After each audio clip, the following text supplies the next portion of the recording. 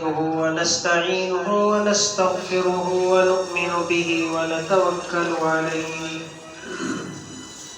ونعوذ بالله من شرور أنفسنا ومن سيئات أعمالنا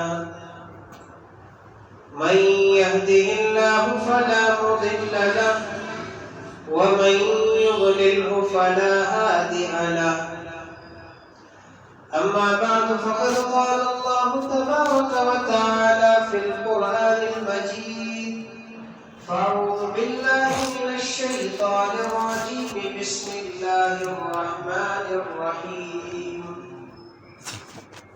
يا أيها الذين آمنوا كتب عليكم الصيام كما كتب على الذين من قبلكم لعلكم تتقون صدق الله العظيم. قابل قدر عزیزان محترم معزز بزرگوں اور دوستوں، سب سے پہلے اس رب ذوالجلال کا شکر بجا لاتے ہیں کہ اس رب کائنات نے باوجود دن بدن اعمال میں سستی اور کاہلی میں اضافے کے اس نے ہم پر بے پناہ اور بے شمار انعامات اور احسانات کی بارش جاری رکھی ہے۔ اس رب ذوالجلال سے ہم مزید دعا کریں کہ اللہ تبارک و تعالیٰ یہ سلسلہ زندگی کے آخری سانس تک قبر اور حشر کے تمام مراحل میں بلکہ اس سے ملاقات تک جاری اور ساری فرمائے۔ درود و سلام اس ذات مقدس پر جس کے صدقہ طفیل اللہ تبارک و تعالیٰ نے ہم پر یقیناً بلا استحقاق کے بہت ہی زیادہ انعام کا اور فضل کا معاملہ کیا۔ صلی اللہ علیہ وسلم۔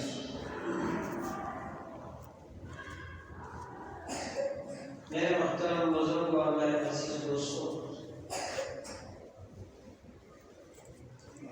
بس عظیم الشان اور بابرکت مہینہ آنے کے انتظار میں چند گھڑیاں باقی ہیں، چند لمحات باقی ہیں۔ اللہ کرے کہ اللہ پاک عافیت کے ساتھ ہم سب کو ماہ مبارک نصیب فرمائے۔ میرے محترم بزرگوں اور عزیز دوستوں، یہ عظیم الشان اور بابرکت مہینہ میری اور آپ کی ترقی کے لیے آتا ہے، میری اور آپ کی مغفرت کے لیے آتا ہے، میرے اور آپ کی زندگی میں خوشحالی کے لیے آتا ہے،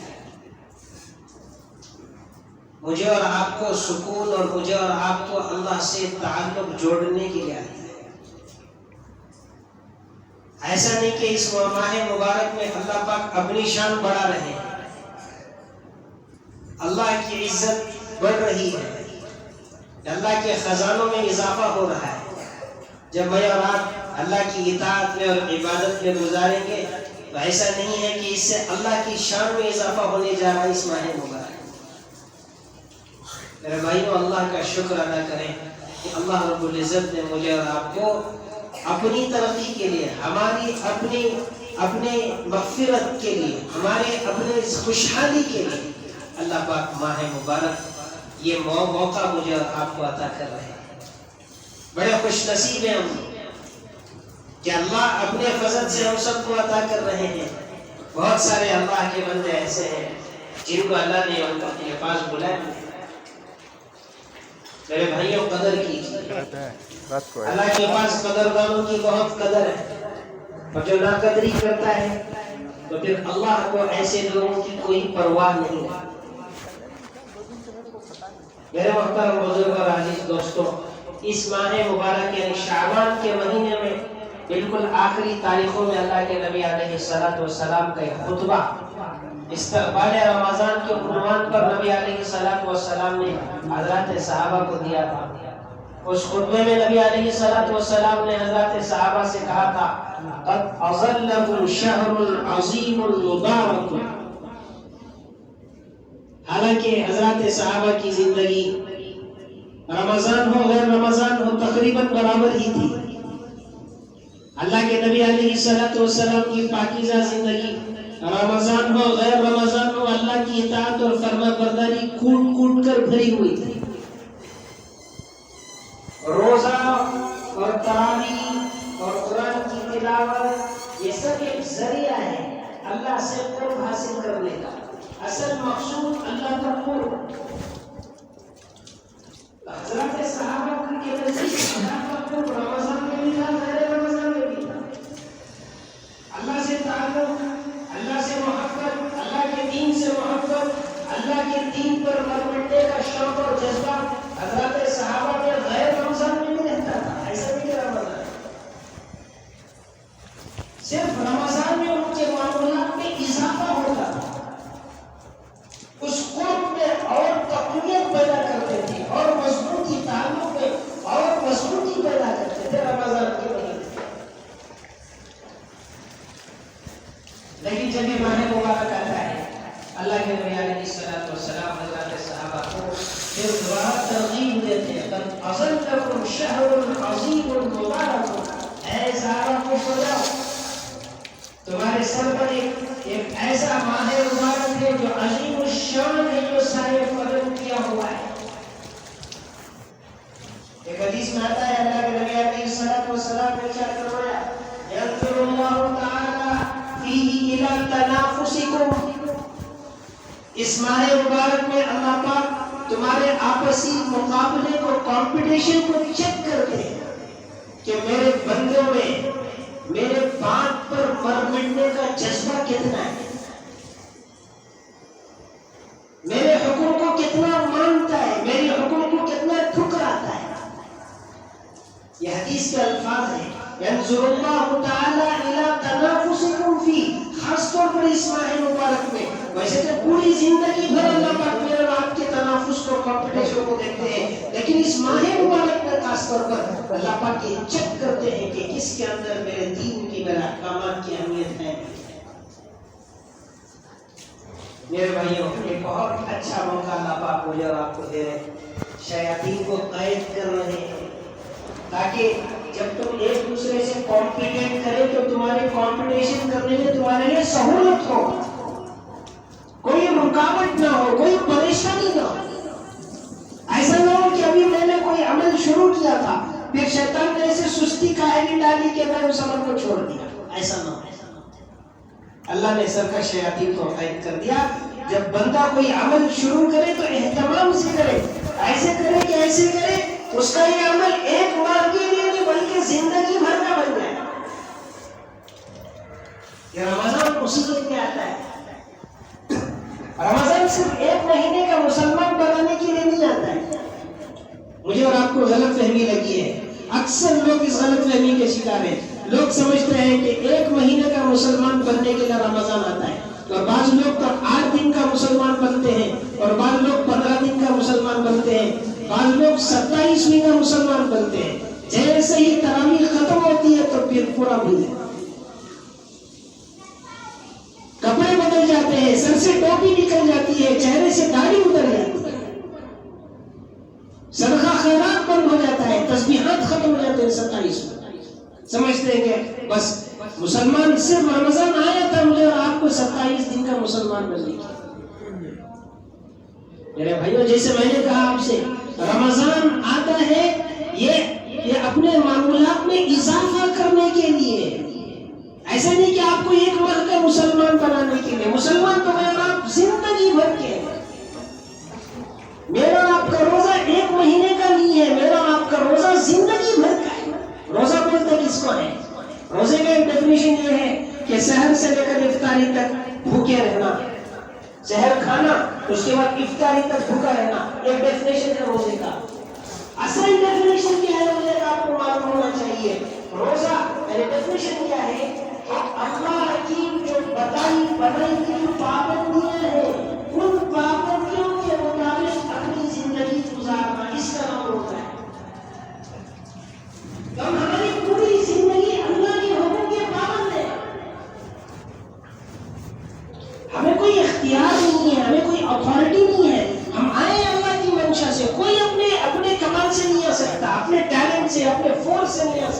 دنیا میں، اور کوئی اپنے طاقت سے نہیں جا سکتا دنیا سے، اللہ کے حکم سے آ رہا ہے اور اللہ کے حکم سے جا رہا ہے۔ تو میرے محترم بزرگوں، ہم ایک مہینے کے مسلمان نہیں ہیں، ہم تو زندگی بھر کے مسلمان ہیں، دنیا میں آ گئے ہیں۔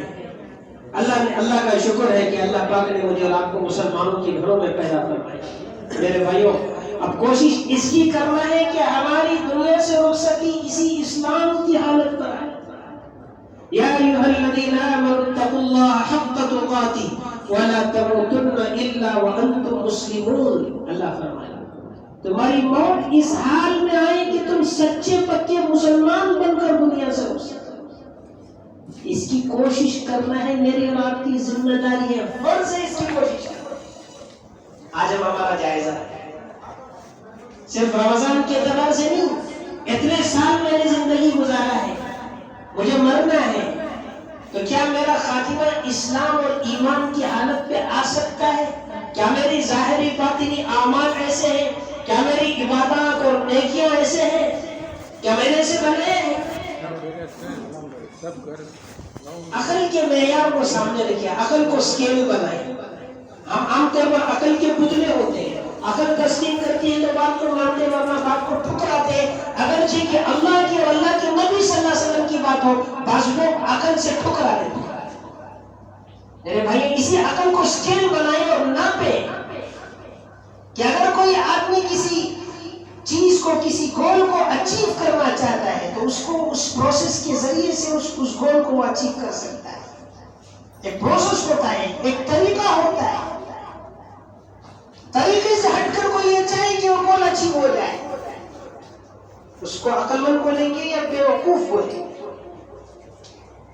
ہم سب کہا نہیں، ہم چاہتے ہیں کہ ہمارا خاتمہ ایمان پر ہو، ہمارا خاتمہ اسلام پر ہو، لیکن ہماری پوری زندگی اسلام اور ایمان کے خلاف،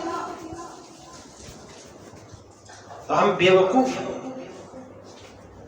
میرے محترم بزرگ اور عزیز دوستوں، اللہ نے مبارک مہینہ بھیجا ہے، کس نے بھیجا ہے؟ میں نے کہا ہے کہ اللہ کی عزت اور شان کو بڑھانے کے لیے نہیں ہے، میری اور آپ کی ترقی کے لیے اللہ نے بھیجا ہے، میرے اور آپ کی مغفرت کے لیے اللہ نے بھیجا ہے، میرے اور آپ کی خوشحال زندگی کے لیے اللہ نے بھیجا ہے۔ میرے بھائیوں، ترتیب بناؤ، ابھی سے ترتیب بناؤ۔ ایسا نہیں کہ رمضان آ جائے گا تو حضرت آپ کی بات قبول ہے، رمضان آئے گا تو انشاءاللہ ہم اسی طرح بنائیں گے، نہیں، ابھی سے اس کی تیاری کرو۔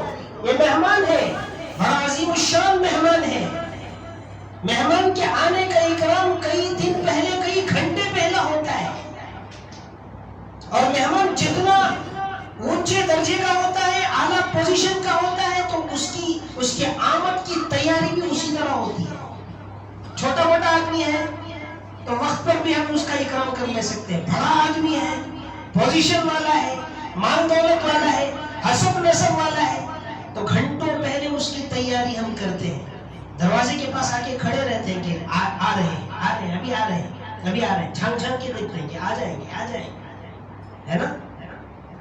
ایک قصہ سناتا ہوں، حکایت، اسی بنگلور شہر کا۔ چند سال پہلے ہمارے ایک بہت بڑے مولانا تھے، حضرت مولانا کلیم اللہ صاحب رشادی رحمت اللہ علیہ۔ آپ میں سے بعض لوگوں نے ان کا نام سنا ہوگا، بہت پائے کے عالم تھے، کم عمر میں 44 یا 45 سال کی عمر میں دنیا سے رخصت ہو گئے۔ بہرحال وہ ایک مسجد میں وہ امام و خطیب تھے، اور وہ مسجد ہمارے سنی بھائیوں کی تھی، اور آپ حضرات کو معلوم ہے کہ ہمارے سنی بھائی نماز کے لیے کب کھڑے ہوتے ہیں مسجد میں؟ جب مؤذن صاحب یا اقامت دینے والے اشہد ان محمد رسول اللہ کہتے ہیں تو وہ اپنے ہاتھوں کو یا ہونٹوں کو چومتے ہیں، پھر اس کے بعد سب کھڑے ہوتے ہیں۔ کوئی اللہ اکبر اللہ اکبر اشہد ان لا الہ الا اللہ اشہد ان لا الہ الا اللہ وہ نہیں کرتا ہے، اشہد ان محمد رسول اللہ کو جب کہتے ہیں مؤذن صاحب تو اس وقت کھڑے ہوتے ہیں۔ جب ان سے پوچھا جاتا ہے کہ بھائی کیوں اس وقت کھڑے ہوتے ہیں، تو وہ لوگ عقیدت میں کہتے ہیں کہ ہمیں اللہ کے نبی صلی اللہ علیہ وسلم کا نام سن کر آقا کی محبت میں ہم کھڑے ہوتے ہیں۔ حالانکہ ایسی کوئی روایت، ایسا کوئی ثبوت اور ایویڈنس ہمیں حدیث سے نہیں ملتا ہے، صحابہ جو اللہ کے نبی کے سچے عاشق ہیں ان سے نہیں ملتا ہے، تابعین تابعین سے نہیں ملتا ہے۔ بہرحال تو وہ مولانا ان کی اس مسجد میں امام و خطیب تھے، بڑی حکمت سے اور بڑی دور اندیشی سے ماشاءاللہ پورے مجمع کو لے کر چل رہے تھے. ایک مرتبہ انہوں نے موقع دیکھا اور انہوں نے لوگوں کو سمجھایا. یہی مہمان والی مثال انہوں نے پیش کی. اسی لیے وہ بات یاد آئی تو میں نے ان کی بات، ان کا وہ واقعہ میں نے نقل کر دیا. تو حضرت مولانا نے لوگوں کو سمجھایا، دیکھو بھائی ایک مہمان ہے جو تمہارے دروازے پہ آتا ہے، یہ بتاؤ کہ دروازے میں آنے کے بعد اس کے لیے دروازہ کھولنا اچھا ہے یا وہ آنے سے پہلے دروازہ کھلا رکھنا اور اس کے لیے کھڑے ہو جانا اچھا ہے؟ سمجھا آپ نے؟ ایک مہمان ہے، آنے والا ہے، آنے کے بعد دروازہ کھول کے آئیے اندر بولنا اچھا ہے یا آنے سے پہلے ہی دروازہ کھلا رکھا ہے اور آپ کھڑے ہیں، آپ ان کے انتظار میں ہیں، تو یہ اس طرح کا استقبال اچھا ہے؟ لوگوں کو سمجھنا ہے. تو پھر حضرت نے ان کو سمجھایا، اللہ کے نبی صلی اللہ علیہ وسلم کا نام آنے سے پہلے آپ لوگ کھڑے ہو جائیں نبی کی شان میں، نبی کی عقیدت میں. جب مؤذن صاحب اللہ اکبر کہنے لگے تو تبھی کھڑے جائیں. ابھی تھوڑی دیر میں اللہ کے نبی صلی اللہ علیہ وسلم کا نام لیا جائے گا تو آپ کی یہ محبت اور عقیدت بہت زیادہ ہو جائے گا. تو لوگوں کو سمجھ میں گیا. اس کے بعد سے اس مسجد میں اللہ اکبر سے لوگ کھڑے ہونے شروع. تو بھائی یہ واقعہ اس لیے بیان کر رہا ہوں کہ یہ مبارک مہینہ مہمان ہے، ایک مہینے کے لیے آتا ہے پھر چلا جاتا ہے، اور بہت سارے انعامات اور ہدیے تحائف. ایسا قیمتی مہمان ہے اس جیسا کوئی مہمان ہے نہیں. تمہاری دنیا اور آخرت کی کامیابی کا ضامن گارنٹی لے کر آ رہا ہے. لینا ہے اس کو نہیں لینا ہے، اس کا اکرام کرنا ہے نہیں کرنا ہے. میرے بھائیوں، اس کے آنے سے پہلے آج ہی سے اس کے انتظار میں کھڑے ہو جائیں، اس کے لیے تیاری کریں، اس کے لیے دروازے کھڑکیاں سب کھول دیں، اپنا دل کھول دیں، اپنے ہاتھ اور اپنے پیر بچھا دیں اس کے لیے. آ جاؤ ہمیں تمہارا انتظار ہے. آ جاؤ. جیسے آپ والیانہ اس کا استقبال کریں گے، خدا کی قسم تمہیں وہ ویسا اکرام اور اعزاز کر کے جائے گا، تمہیں ویسا مقام اور مرتبہ دے کے جائے گا، تمہیں ویسی خوشیاں اور ویسا سکون دلا کے جائے گا. زندگی بھر جو سکون تمہیں نہیں ملا تھا، یہ ماہ مبارک تمہیں سکون اور اطمینان اور راحت دلا کے تمہاری کمائی میں برکت دے کے جائے گا. تو عظیم الشان مہینہ ہے، ہماری اپنی ذات کی ترقی کے لیے آ رہا ہے. میرے بھائیوں ارادہ کرو کہ کہیں یہ ہم سے چھوٹ نہ جائے. حدیث میں آتا ہے رمضان کے بارے میں اللہ کے نبی صلی اللہ علیہ وسلم نے ارشاد فرمایا فَإِنَّ الشَّقِيَ مَنْ حُرِمَ فِيهِ رَحْمَةَ اللَّهِ. بد نصیب ہے وہ آدمی جس کو یہ مہمان نصیب ہو پھر بھی اس کی مغفرت نہ، پھر بھی وہ محروم ہے آدمی جو اللہ کی رحمت سے اس ماہ مبارک میں محروم ہو جائے. وہ بڑا بد نصیب ہے، بڑا محروم ہے. یا آقا صلی اللہ علیہ وسلم کے الفاظ ہیں. تو اپنے آپ کو محرومی سے بچائیں، بدبختی اور بدنصیبی سے بچائیں. ہماری اپنی ذات کی بدبختی اور محرومی ہے، اللہ کی شان میں رتی برابر کمی ہونے کا نہیں ہے. تو لہٰذا موقع ہے، اللہ نے موقع دیا ہے، ابھی سے تیاری کریں، نمازوں کا اہتمام کریں، نوافل کا اہتمام کریں. قرآن پاک آج ہی سے کھولنا شروع کریں. پارا ایک پارا نہیں، ایک صفحہ تو شروع کریں، آدھا صفحہ تو شروع کریں. آج ہی سے درود شریف کا اہتمام کریں. 1000 بار نہیں، 300 بار نہیں تو 100 بار ہی، 50 بار ہی پڑھنا شروع کریں. شروع تو کریں. پھر اللہ تمہارے تنافس کو، تمہارے دلوں کو دیکھیں گے، تمہارے شوق کو دیکھیں گے. پھر اللہ تمہیں توفیق بھی دیں گے اور اللہ تمہارے وقت میں برکت بھی دے گا اور اللہ تمہارے کاموں میں معاون اور مددگار بھی بنے گا. یہ اللہ کا وعدہ ہے جو میں آپ کو سنا. اللہ تعالیٰ سے ہم دعا کرتے ہیں اللہ رب العزت ہم سب کو اور پوری امت مسلمہ کو زندگی کے آخری سانس تک سچا پکا مسلمان بن کر زندگی گزارنے کی توفیق نصیب فرمائے. وآخر دعوانا الحمدللہ رب العالمین.